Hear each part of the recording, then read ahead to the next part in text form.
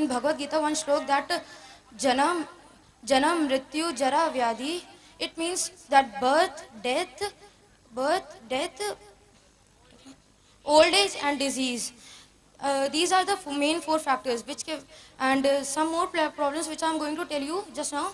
They are that in older times people use mobiles, people use letters to talk far away, to raise their message far away. But now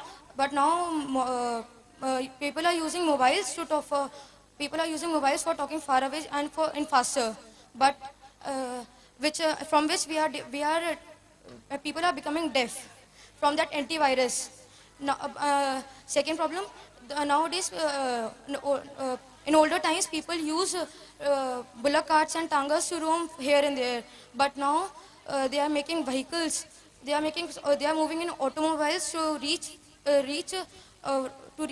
far away places more and faster, from which air pollution is being happening and environment is also being polluted, from which global warming is also being increased. So all those which I have tell you in last, that these are the four main problems.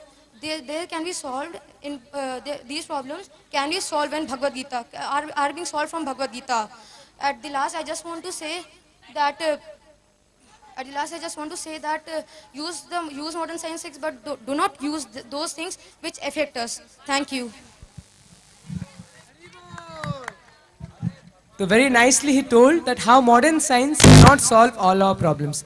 Rather, he said that it has increased our problems. All of you must be aware of global warming, that it's the most dangerous threat that is there before humanity in the coming century, according to WHO and United Nations. You must be knowing that it's a very threatening condition. The sea level in the whole universe can rise and can give a serious threat to the existence of humanity. And this is all because of modern science. Although we get some, comforts because of automobiles, jet crafts and all these things, but in the long run, it has only increased the problems of humanity. But the real problems of life, which according to Bhagavad Gita, are birth, death, old age and disease. Bhagwan Gita में कहते हैं, जन्म, मृत्यु, जरा, व्याधि, दुख, दोषानु दर्शनम. तो जो चार हैं, यही हमारी मुख्य समस्याएं हैं. और ये समस्या कभी भी विज्ञान हमारे लिए सुलझा नहीं सकता.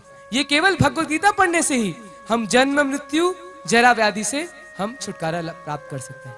तो इसीलिए हमें सब भगवद गीता को अच्छी तरह से पढ़ना चाहिए. तो बहुत धन्यवाद कुणाल. तो अभी डांस टीम रेडी है और शिवांगिनी मैम अभी नरेशन करेंगी.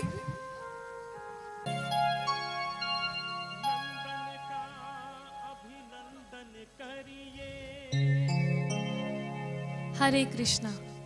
भगवान कृष्ण के जन्म से माता यशोदा और नंद बहुत खुश हैं.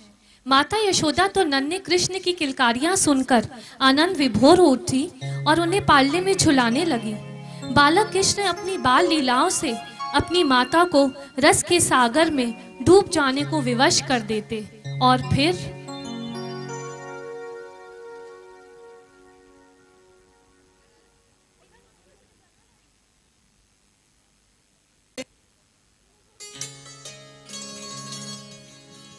नंदन का अभिनंदन करिए, चित संचित कर वंदन करिए. भाद्र अष्टमी रैन अंधियारे, वसुदेव देव की दुलारे.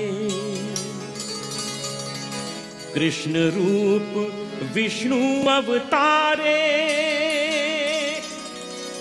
श्री चरणन में वंदन करिए. नंदन का अभिनंदन करिए. झूला झूले झूला झूले रे नंदलाल, यशोमती मैया का गोपाल. झूला झूले रे नंदलाल, यशोमती मैया का गोपाल. झूला झूले रे नंदलाल, यशोमती मैया का गोपाल.